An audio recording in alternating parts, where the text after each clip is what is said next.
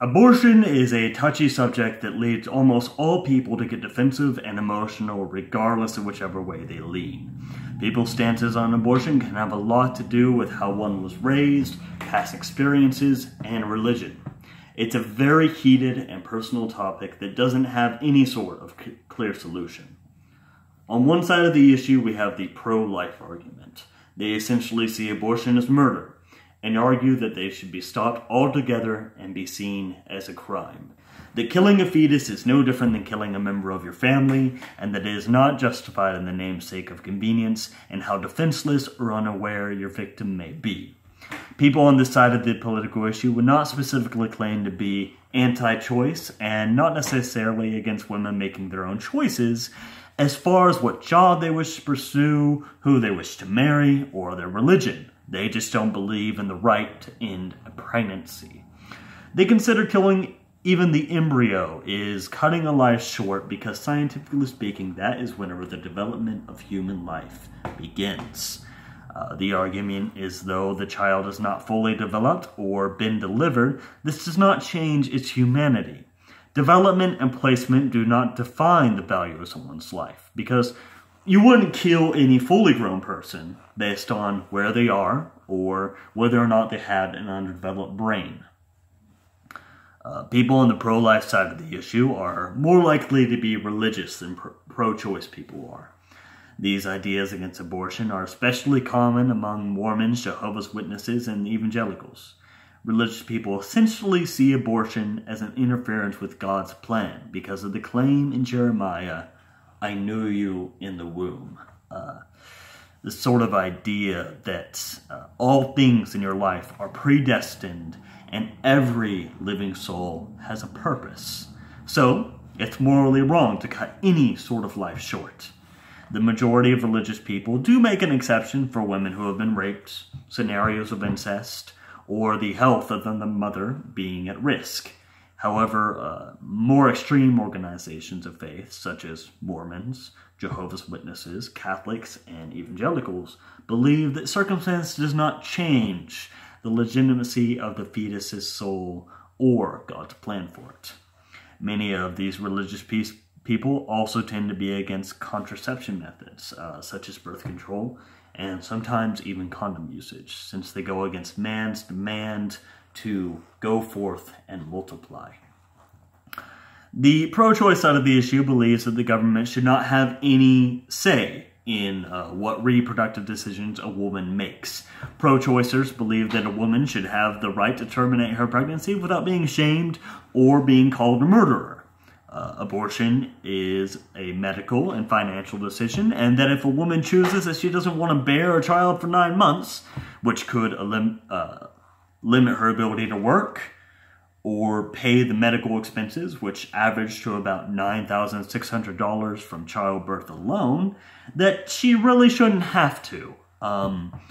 Pro-choicers also believe that the best way to lower the number of abortions is to make birth control more accessible, sex education more comprehensive, and they fear that taking away the right to an abortion will only lead to women having unsafe abortions instead of with a professional. Even though pro-lifers and pro-choicers seem to be very different, they both have the same goal of lowering abortions. They just tend to disagree on how to achieve that goal. Pro-choice advocates believe in preventing unwanted pregnancies, while pro-life advocates tend to believe that abortion should be treated as a crime, and that doing so would best prevent them from happening. The best we can do when it comes to civil disputes such as this is look at what other countries, civilizations, and cultures have done about this issue, how religion and belief plays into the problem, and what results and consequences of different decisions are. This way, we can determine what works best in terms of reaching our common goals, while also respecting the ideology of cultures that differ from our own. Now, in the Dominican Republic, abortion is considered a crime under all circumstances. This is because of the heavily Roman Catholic influence on the culture, as well as the influence of African-rooted religions. Roman Catholics strongly disapprove of abortion. They often will refer to the Law of Moses, which states, to their interpretation, that if two men are fighting and strike a pregnant woman so that she should miscarry, then the man is to pay the price of a life for a life. The law determines that not only is the fetus alive, but that it is a life equal to anyone else's. Roman Catholics interpret the text this way. However, there's some debate about that.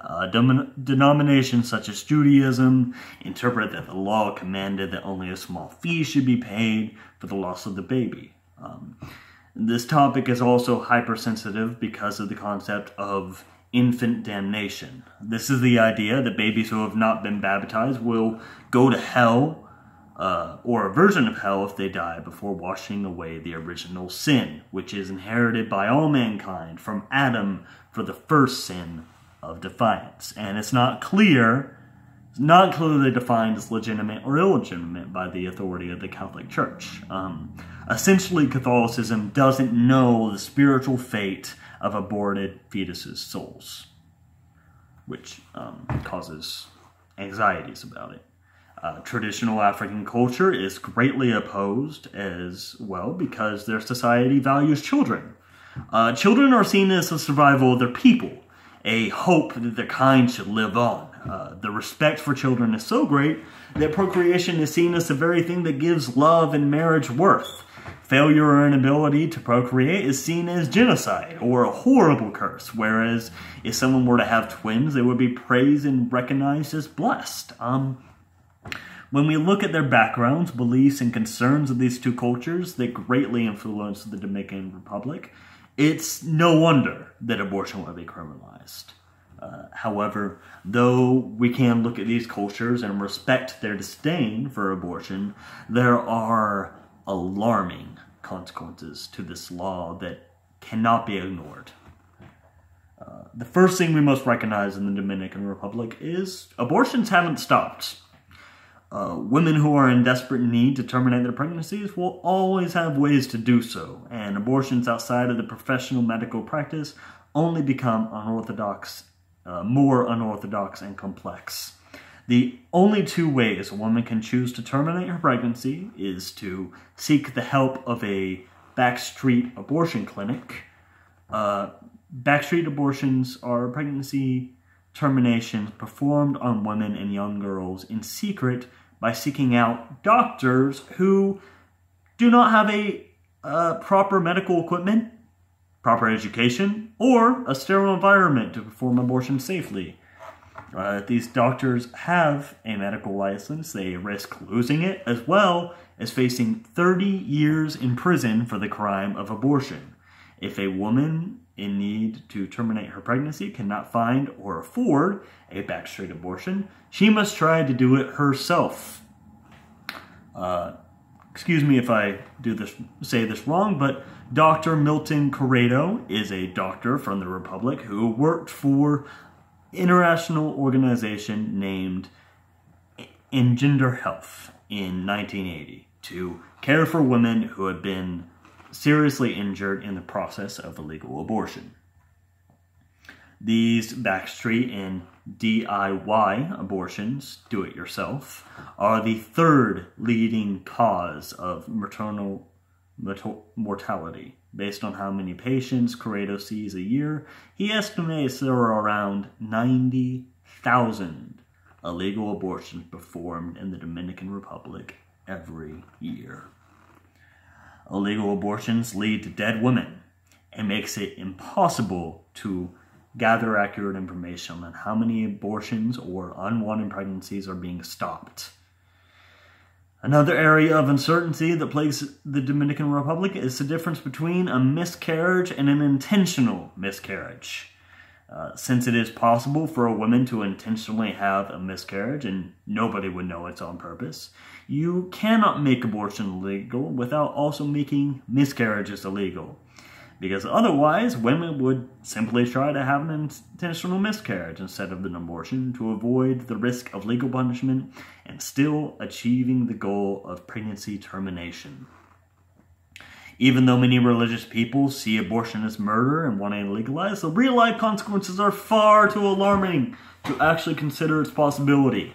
A large proportion of people can agree that abortion is morally wrong, but we cannot solve the issue with simply making a crime. A legalization leads to dead and badly injured women, innocents arrested and thrown in jail for miscarriages, and even though all that sacrifice and all that harsh law enforcement is entirely possible to measure, it is entirely impossible to measure any sort of change in the abortion rate because they would go unreported. The only way we can be sure we are lowering the number of abortions is if everyone reports it.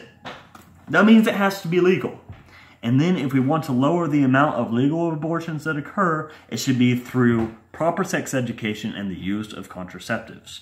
People with a religious background, such as Catholicism, do not believe in the use of contraceptives, nor do they believe that children should be taught any form of sex education other than that focus on encouraging abstinence. The fear is that allowing for sex to exist without the risk of pregnancy takes away the meaning and holiness of the act and is therefore encouraging sinful and morally destructive behaviors. This, however, will only increase the number of unwanted pregnancies and therefore abortions, which would be the greater evil. Research has shown that Catholic women are actually more likely to have abortions. It is safe to assume it's due to their lack of sexual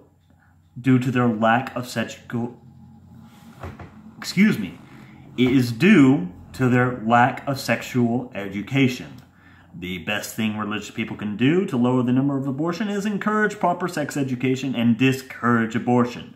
Though it is impractical for society to outlaw abortion, most people, both religious and non-religious, see it as an issue of immortality. Abortion should be available for all people, so that unrecorded ones are less likely to happen. But we can still encourage safe sex and agree, for the most part, that abortion is not okay. As for religious people who see abortion and sex education as the world drifting away from God's plan, they may be right, they may be wrong. Which is why nobody has the right to force religious people to teach their children about sex education the way they choose. Nobody should have the right to force someone into having an abortion. Anyone can believe what they want and live to the standards by their religion. It is simply illogical, however, to step over this cultural boundary and enforce an entire nation to abide by the same moral laws when we know the consequences of such an action. And that'll be it. Thank you very much.